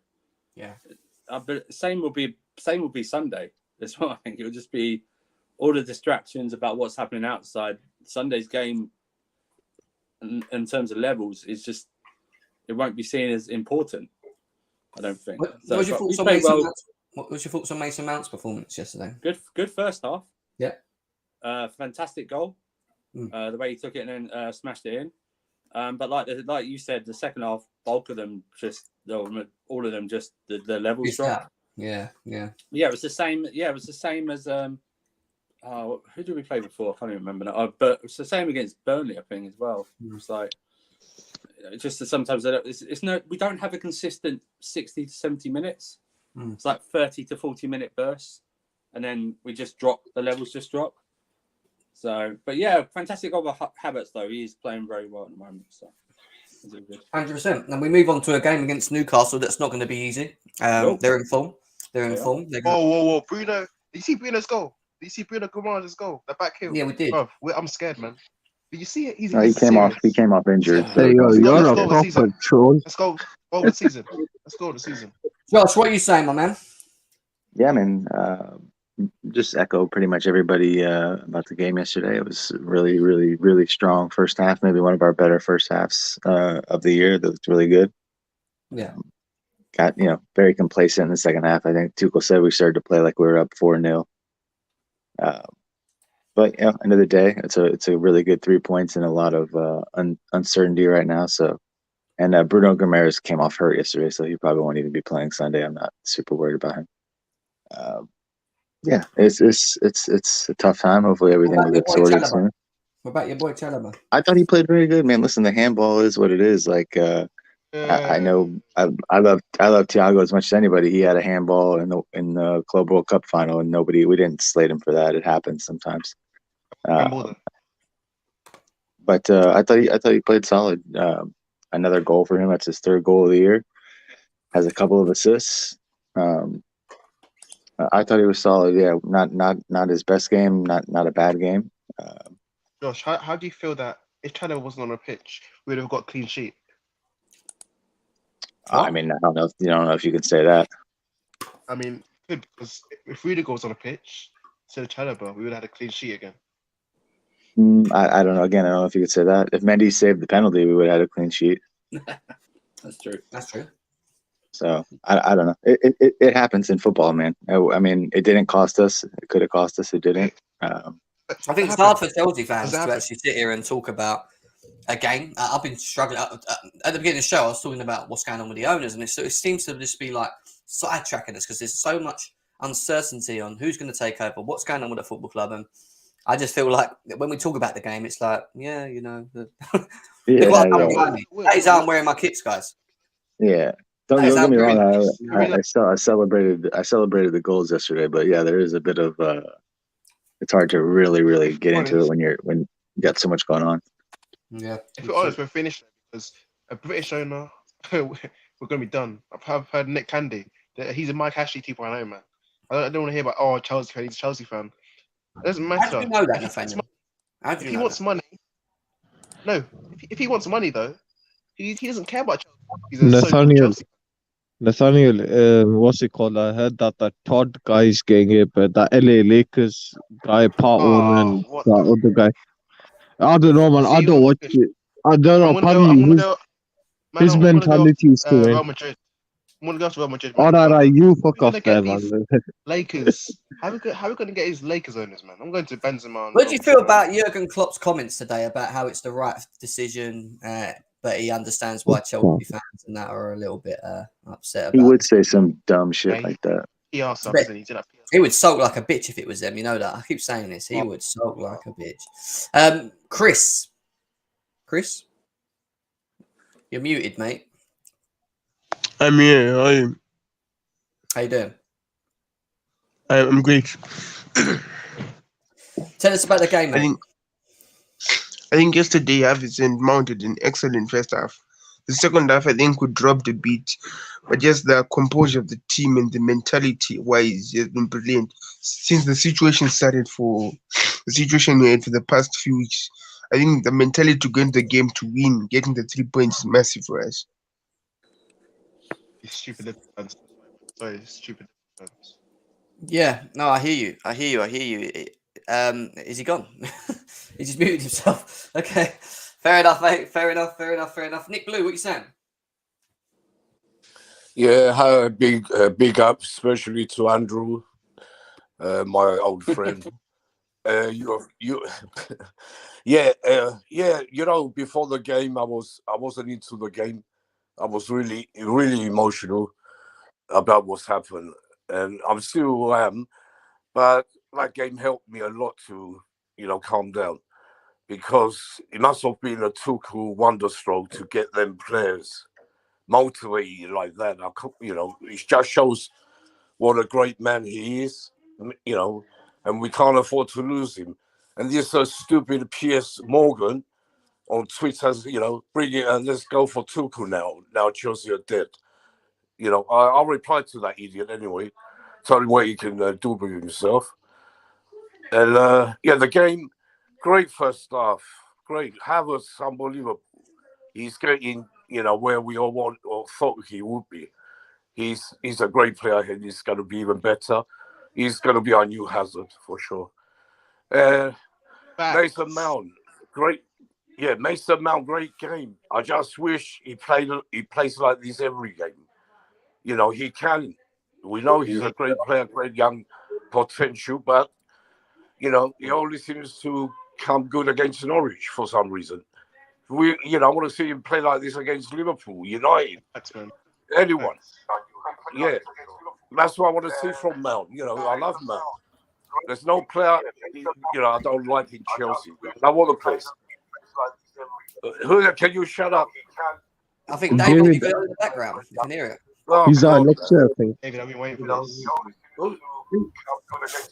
Who's that I'm talking? waiting for David. All I'm saying is, That's David. you can speak. Nick B, you can speak, but David, I'm gonna speak to you in a minute, man. We wait for this for Yeah, years. wait a minute. Stop talking to each other. So this is a Chan or Dos House. Bloody hell, man. Yeah. Anyway, yeah. I was, I'm so grateful, to have Tuchel. He got them players. I thought them players might be, they might be somewhere else after, what's happened to our great legend owner, Roman. We will never forget him. And we always love him. Look at this. Yeah. Chelsea should be banned from grounds if they keep singing Roman Abramovich's praises. Yeah, go. Look at these virtue signaling nonsense, bro. Pushing the agenda against us. And Jem, these lot preach about freedom of speech. Let me finish, man. All these rival agenda doesn't mean a thing to me, because they've been jealous of Chelsea since Roman came in. They've always been jealous because we win everything, and Arsenal, Tottenham can't win a thing, or Liverpool, even Liverpool. So, go and stuff yourselves, you bunch of idiots. Exactly. And please come for. And I want to hear Roman's song. I bet Sunday you're going to hear Roman Abramovich very, very loud. If you thought last night was loud, wait till Sunday. And yeah. Lewis, one more thing. I made a song. Yeah. Hey, do you want to see something really funny? 1 second. Do you want to see something really, really funny? I made a song. I need Lewis to see it in the crowd. Wait, Nathaniel, man. Wait. Chelsea fans are mad. Chelsea fans are mad. 1.6 stars to 3. We've actually given 3 a 1.6 star because of what we've dropped their fucking rating. Don't mess with us, bruv. Do you know what I mean? Yo, Lewis. Do you know how you're in the Lewis? Do you know how you're in the stands in the stadium? Mm-hmm. So yeah, I've got a new song for. Listen to this. Just play this, yeah. We've got Havertz, King Kai Havertz. I just don't think you understand. He's better than Zidane. He's better than your nan. We've got King Kai Havertz. Come on, man. That's a call. What the hell? Yeah, not bad, not bad. They could be better. Yeah, you got to play that, man. I don't know. It was a good attempt, but I can't lie. Like once a chance sticks, it sticks. They ain't gonna run with that. It's a bit of alteration. Yeah. Anyway. Oh yeah. David. David from the football terrace. Go on. I've been waiting for you. I've been waiting for you. You won't let me finish. I can't. You just keep. I thought you were finished. You literally stopped and then I think you're finished. Go. You don't let me finish. Yeah. The other thing is, it's about time you made me a mod. I look after all these young chaps we have because they are all the sometimes. We've got enough. It's fine. Shut up, Ram. Shut up, Ram. We've got enough. Shut up, guys. Anyway, I like that. You always David. It's about time you got rid of that fucking Liverpool cunt there. David. Yeah. Triggered, man. What's happening? David, you troll. I'm fine. I'm good. I mean, I've got a bit of a sore throat or whatever. David, yeah. Yeah, no, it's a good performance. It was a good performance. Was it? Obviously, no, it was. Considering everything else that's going on, yeah, it was. You got to beat. What's this kid, man? Man, let him talk. David, no, wait. He's had sugar for Let me explain. Okay. For years. Daniel, let the guy fucking talk. No. Okay, fine. No, no, he's not going to shut up. Answer. Give me your question. Go. Okay.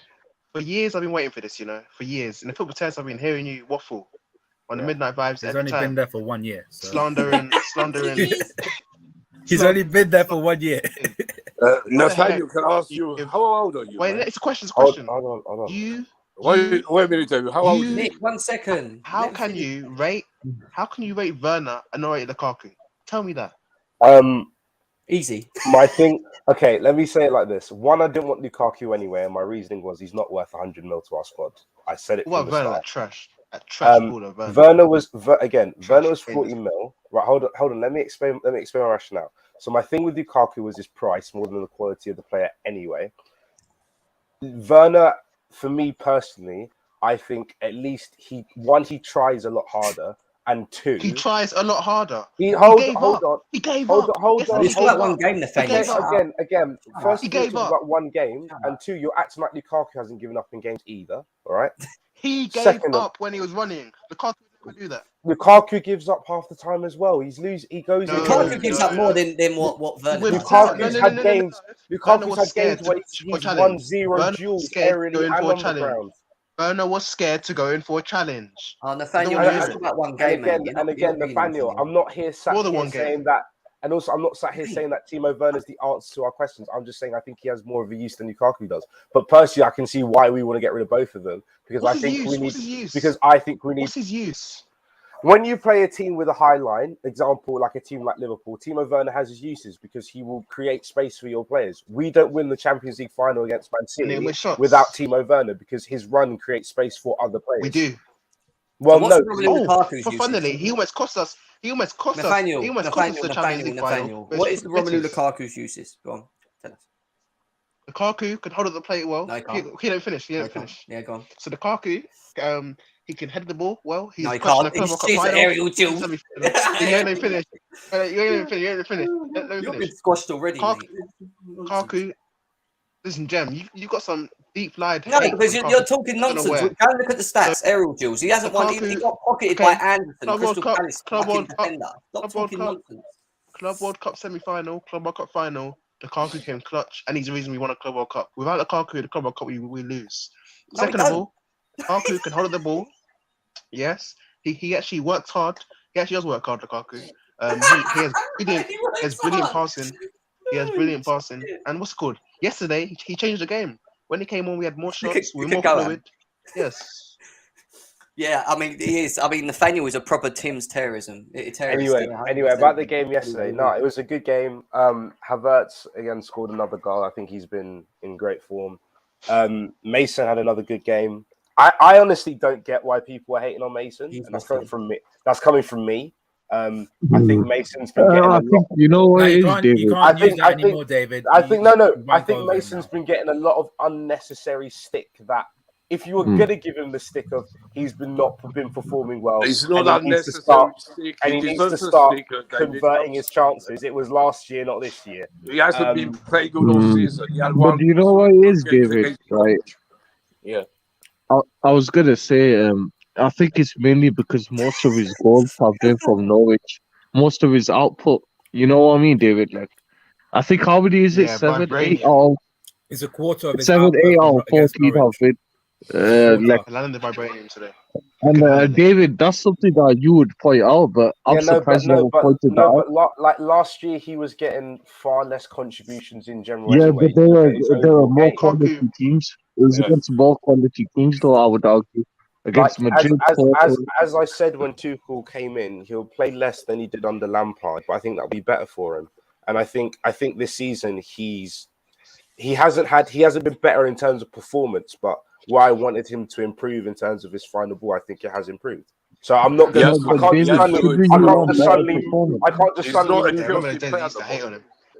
can't just suddenly move the goalpost and then be like, "Oh, he's playing really badly." But I don't think he has been playing really bad. I think he's had bad performances. He's been playing very poor.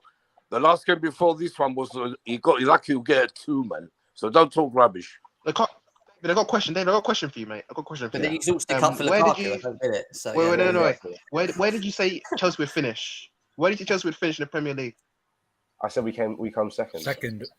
Yeah. So above who? Below who? We could still come second. We're 6 points behind the scum. Yeah. True.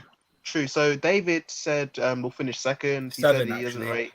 doesn't rate Lukaku. We're going to talk about how Marcus Alonso is out with Roman Abramovich. You tell me. Since you didn't rate Werner, yeah, and you didn't have expectation for him, who the heck did you think was going to actually play well and get us a second? Tell me that. Hey, yo, Nathaniel, you just said you're going to score Madrid. That's by himself. Yeah.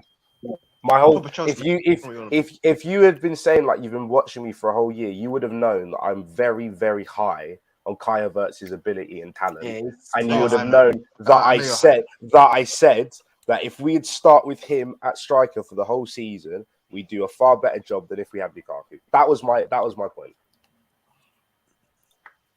That was it. So yeah, I'll give you that, David. You said it from the beginning. As soon as we bought the player, you were saying how good he is. And thank God Johnny's not here, man. But, David with Mason Mount, you're wrong. Johnny just waffles. No, Nick. I agree that Mason's not had the best performances this season. I think he was better performance-wise last season than this season. My point is that I wanted him to improve from open play in terms of contribution. That was my main thing for the season. Yes. And I think he has improved in that area, and the performances will come with that in time. I think our team in general, let's hope so. Especially when Reece and Ben Chilwell went out, our performances as a whole team dropped anyway. So to expect Mason to continue with that level of performance for the whole season, I think is unfair on him. Which is what I felt the stick on him. He has some stinkers, though. But so is everyone. They all have. Exactly. So I can't slap him with that brush. Except Thiago Silva and Rudiger. Exactly. We got this comment here. It says, Jim, you can only sell one in the summer and bring in no replacement, Alonso or Lukaku. This is really easy for me. We can save money. We could have less weight. We could have much more wages to utilize. I'm getting rid of Romelu Lukaku, mate. Hey, Jim, who said Fabio Alonso is a thing? Mate, I don't even like Alonso. But you know what? At least Alonso's still like he's won it. You know, he's more Chelsea than Alonso. Lukaku. You know what I mean? Alonso all over timeline. Last night when the Mount scored, they were all gassing him just because it was Norwich. But he cost us cup final. They were all like signing. Go on, man. Mason Mount versus big clubs, League Catamol. That's Norwich. Mount cost us cup final. Doesn't get spoken about enough. Why? You tell me why. Wait. Big accounts, yeah. I questioned someone big in Chelsea Twitter. I said, why does Mount get no criticism, but every Chelsea player gets criticism except for Mount? Tell me why that. They couldn't even tell me. I'm sorry, but didn't they? What's an agenda? Mount gets criticism all the time. He always gets criticised. Yeah, he does. Mount, in my opinion, gets too much criticism, and that's it's coming from me. It's too much, in my opinion. Hey, yo, David has an emotional attachment to him now. No, he doesn't. He's from the academy, so he doesn't get. No, because someone's taking David's goal. No. That's not the David I know, bro. If you play well, if you play well and you're one of the better players, I'm not going to criticize you as hard as I'm going to criticize other players. Or if you come in and if you come in and your thing is I am the main goal scorer of the team and you're not scoring goals, that's when you criticize someone. Yeah, that's when you do it. Like when someone comes in the team, and he's contributing to goals and his outfield performance, his outfield outputs have improved. And yes, his performance has gone down, but so is most of your squad anyway. I think it's unfair to be like, "Oh, you're bad." I just think it is. Right. Under Lampard, Mount was bad, but even Conor Gallagher, next season I'll take him over Mount happily, and so will Tuchel. But again, Conor Gallagher's had a really good season at Palace, but making that jump from a lower league table side where you have more time on the ball and so on is different to playing for Chelsea. You see it with players. They'll play really well at mid-table clubs, and they'll come up to the big level, and then you have to see what they're like. Conor Gallagher could come in and be absolutely. I've seen Conor Gallagher in real life. I think he's class. This guy here. You have to wait. Cheers, Ad. We live rent free in this guy's head, don't we? Literally. Yeah, we do. Yeah, we do. Yeah. Yeah, because you're Arsenal's biggest rival, isn't it? He slags off Chelsea and then he goes, "Oh, we should break the bank to get Thomas Tuchel." Shut up, bro. Don't mention my name. Bro, be quiet. Who's asking you?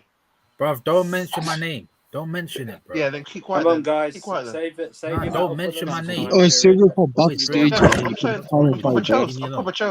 I'm proper Chelsea. I'm Shut back in up, Chelsea. It's Liverpool fan coming on. Liverpool fan, get off, man. Well, why we allow an Arsenal fan like you on, so we can allow a Liverpool fan? Nah, he's a Real Madrid fan, isn't it? He's a Real Madrid And fan. Nathaniel Oh was shit! Yeah, I forgot you're a gooner. Yeah, he's I'm not a good, gooner, man. man.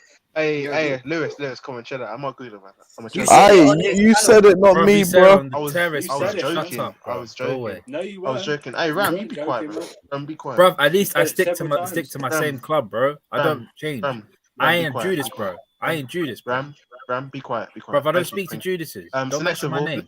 Don't mention Ram, my be- name. Ram, Ram, be anyway, quiet. did you watch the Ram, be Chelsea quiet. game yesterday? Ram, be What quiet. I did actually did. I actually what did. You didn't what watch. did You you didn't think? watch it. You didn't Bro, watch it. shut up, brother. Are didn't watch you it. Oh, yeah, just gonna keep on Nathaniel, you're talking? doing too much now. Just You're let, doing yeah, too just let him much. talk in it, man. Let him Go on, talk. go on, Ram. Look, man. Being disrespectful. Even though he plays for Chelsea, yeah, I have a lot of respect for Kai Havertz. I mean, I knew Kai Havertz when he was around about 16 playing for Bayer Leverkusen. I knew how good this guy is going to be. I still think he's best suited to play behind a striker. I think you'll get the best out of Kai Havertz. Lukaku ain't doing it for you guys at this moment. Maybe you might go in for the summer to get a new striker. And I get the kind of criticism people have for Mason Mount, because if you look at his stats and the level of output he has and the consistency, a quarter of his GA is against Norwich. So it says a lot. I kind of understand why people are having a go at him, but then again, he's kind of a young player, man. He's a young player, so you have to give him that settling in period. So I think you guys just played well. You weathered the storm. Norwich were unlucky not to get another goal, but you got the job done. That's the most important thing in football: getting that job done, and you did. I mean, they were kind of lucky to get their first goal in the first place, anyway. So. Yeah, but then again, when the game did shift on their hand, and then they started to give you a little bit of a tough time, but you still weathered through it, and you still got the points. Yeah. So it don't matter. So Piers Morgan came out in 2014 and said, "I wish Roman Abramovich had bought Arsenal." Yeah, look, this is him in 2014. Oh, so much wished it, and now he's sitting here trying to slag Roman Abramovich off. These Arsenal fans are two-faced, jealousy. Hey, he especially these Piers Morgan. He's got pictures with. Yeah, so he wants to be quiet, man. So, yeah, he got his phone hacking. Never go to us. Wait, I need to tell something. Ram, were you speaking to someone in the chat? Oh, come on, stop the beefing. No. I'm saying we're speaking to someone in the chat because I think someone was saying something rude to you earlier. Oh, and Nathaniel, you just ignore it, man. No. I'm just saying that. Nah, if you have that, say their name. Go on, say their name. Was it Fator you're talking about? No. Oh, I wasn't even talking to Fator. My bad. What are you on about? Chill, I don't know, mate. The guy's got some sort of fuck knows. I don't know what's wrong with Nathaniel. He doesn't learn. He just doesn't listen. Nathaniel, man. Nathaniel, just stay muted until the end. Nathaniel, just shut up, man. It's called being a professional dickhead. So it's all good. We'll move on. Oh yeah. By the way, Seppers, I saw your question. I think Florian Wirtz is a generational talent. I really rate the guy. Like he's incredible. But that don't mean that Havertz ain't good. I just think Wirtz is just a little bit better for what he's doing for his age and what Havertz did at the same age. I think Wirtz is just that little bit better, in my opinion. It's not an outrageous take. It's not outrageous. So we've got a lot of German fans. Goes to Dortmund. So yeah, I think he goes to Dortmund. Who Wirtz? Yeah. Probably. I mean, Royce getting injured, isn't it? Just staying on topic. Tuchel's response to questions about if neutral fans would want either Chelsea or Newcastle to win on Sunday. He said, "Maybe, I don't care. I want to win. I'm sorry, but I don't care too much on who the neutral supporters think who should win it." Like it's just like, what was he meant to say? That's a tough question. You know what I mean? It's like asking the question. Do you want the neutral fans to win? That's like Windsor Sefer. That's like Windsor Ballerina. Oh, shut up, man. Hey, do you know what you just need to do with Nathaniel? Just ignore him. You're laughing at your own jokes, man. That's embarrassing. Just all right, Nathaniel. It's all right, Nathaniel. It's all good. It'll get better soon. Don't worry. It's understood that Bowley has been approached by several wealthy associates to offer extra investment. A source close to Bowley back in 2019 said that if he gets his hands on the English team, he would do it to win. I've done some research into this Todd Bowley guy. Yeah. I actually would not be against it.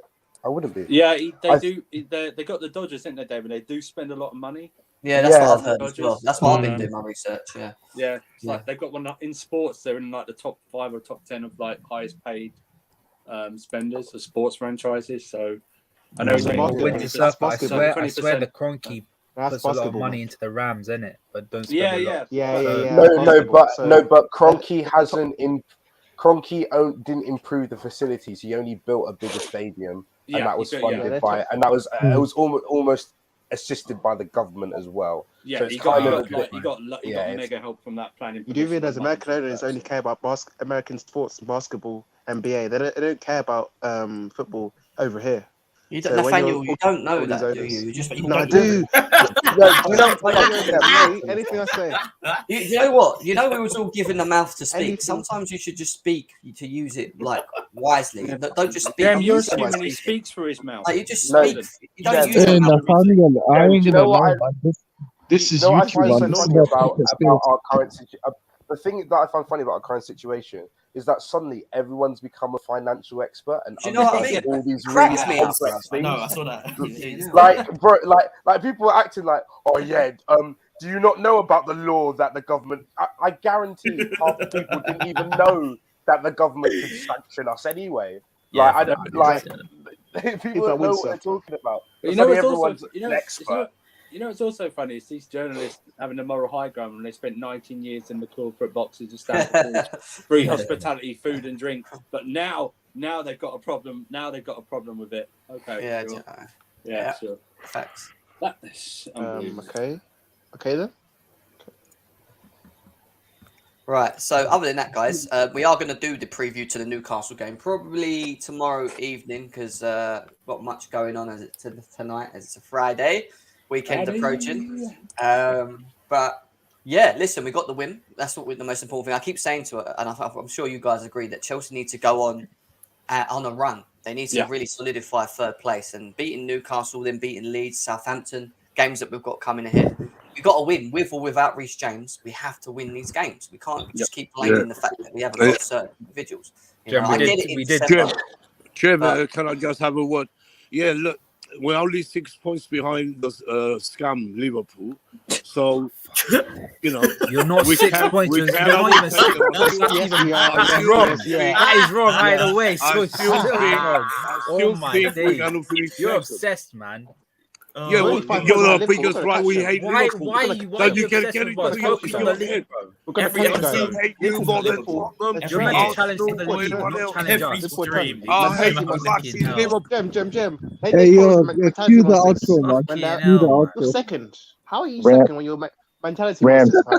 Rams we're going to finish second. We won't take the scum. Because we're playing against a very you hear my words, Ram? A world-class City team. Lads, what is it? And first of all, Nathaniel, I didn't think we're going to win the league this season. If you can all go on, you never said that. You're going to win. Boys, one at a time. Ram said it. One at a time, women. Ram said. I didn't know that he's going to win the league.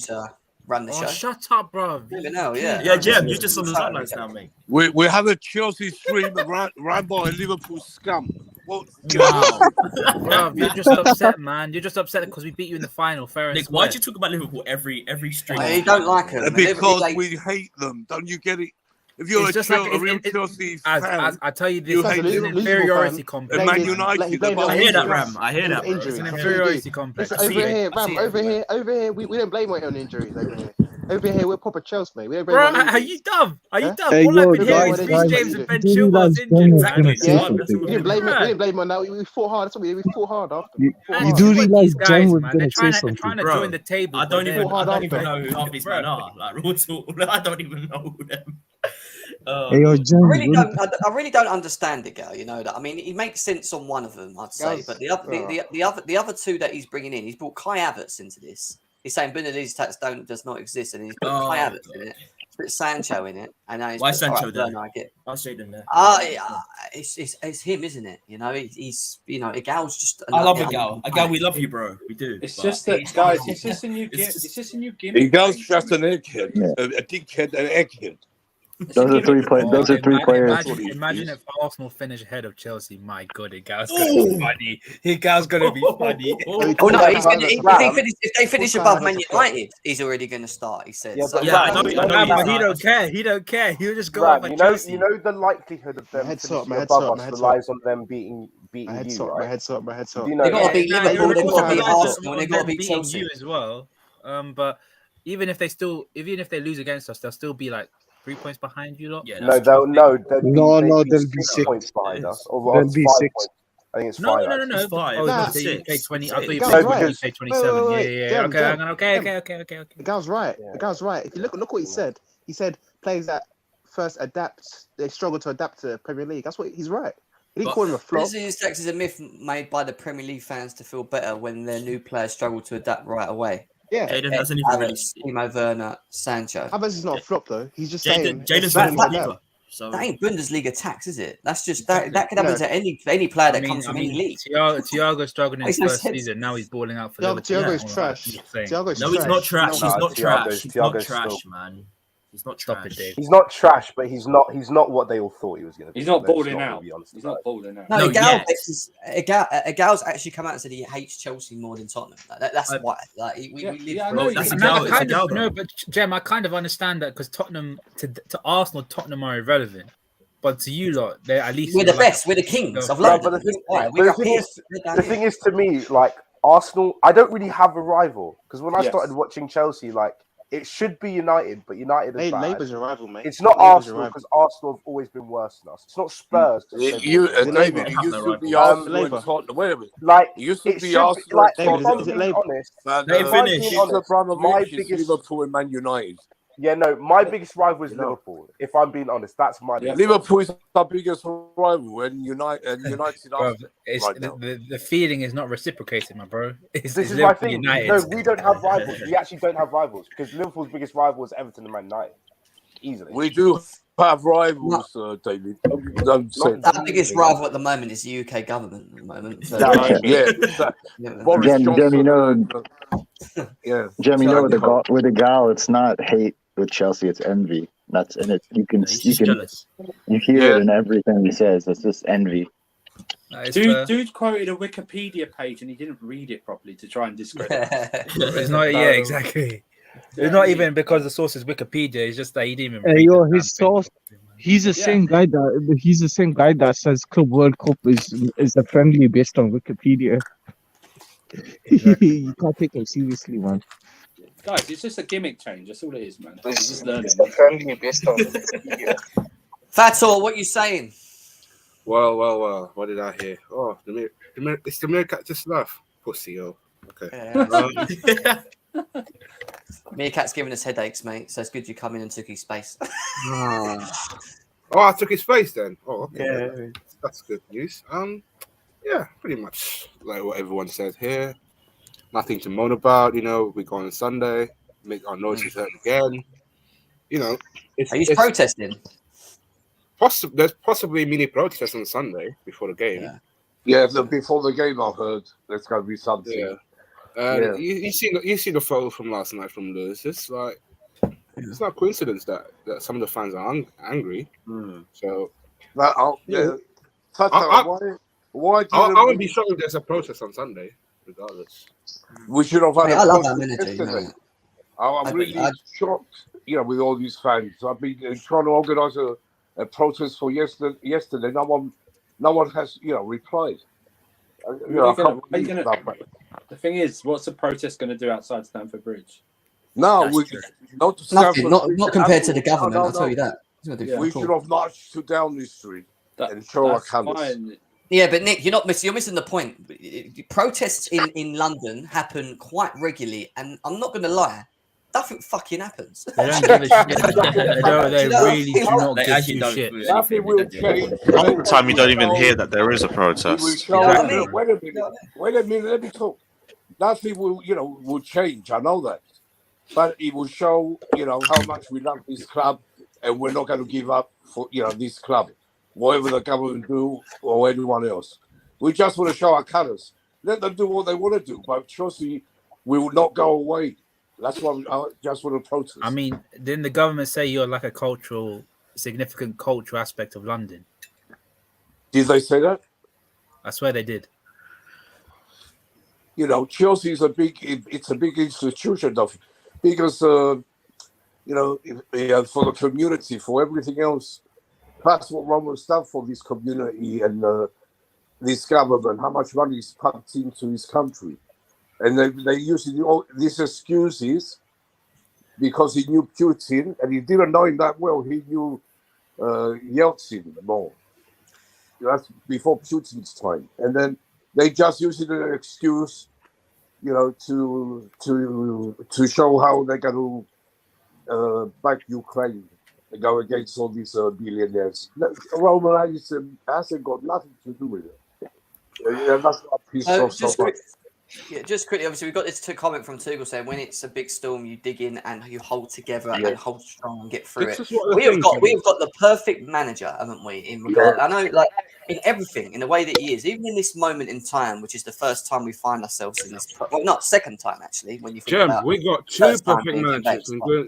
You see, if you don't know yesterday, the women also beat West Ham 4-1. So big up to Emma Hayes as well. Yeah, Emma Hayes is representing the women's side. Great. We've got two managers that are really on the front lines really well. Do you know And what I mean? she also said that the government should do research on how the football club is run.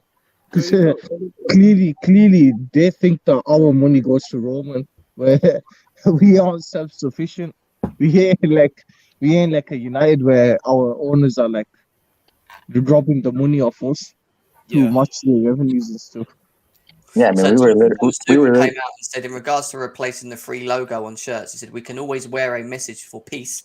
It can never be the wrong message. Basically saying if they go fuck it, we just put something else on it. So it's like it doesn't really matter. Do you know what I mean? And for now, I'll put that Trivago. Why not Trivago still? I don't mind Trivago. At least they come out and said, "Look, we'll hang around. We'll wait for the new owners to come in, and and at the same time, they've not stuck up for Roman Abramovich. They're speaking about the new owners potentially coming in and working with them in due course. And like, do you know what I mean? Like they've took it, I think, in the right way. Personally, maybe Chelsea spoke to them and advised them of the plans moving forward. Maybe they know a bit more than everyone else knows at the moment. I don't know, but they're gonna have to do the same thing with Nike. Because if Nike are looking at pulling the plug, which I don't think 100% true. Take a walk, man. I'm fine. Nike and 3 were like two of the worst sponsors. Take a walk. Well, if they go, we'll just get Adidas back here. Adidas. I'm cool with it. That's the equivalent to losing Morata and Willian. Oh, well. Yokohama Tires, Lewis? You bring that? Yokohama Tires? I think any Man United fan who thinks that is a Yokohama. You can bring back Yokohama Tires. Hold that. Yeah. Yokohama Tires are still supporting us right now. Bring them back or Trivago. Do you know what I mean? Let's go. Listen, guys, big up everyone today. Thank you very much for tuning into the channel. We'll be back tomorrow for the preview of the Newcastle game. Take care of yourselves. Big up everyone. Good win for Chelsea. And let's hope that we get sold soon. Yeah, hopefully we get sold soon and we get sold to the right individual, which is this is what we all want to see. But go and check out Lewis as well. He's going to go live at 3 o'clock anyway in the next hour. So go over there in an hour's time. Check him out. It's literally his name if you don't already know. Carefree Lewis G. Go and check. But yeah, guys, peace out. See you tomorrow. There's not much to say. Is it? Peace.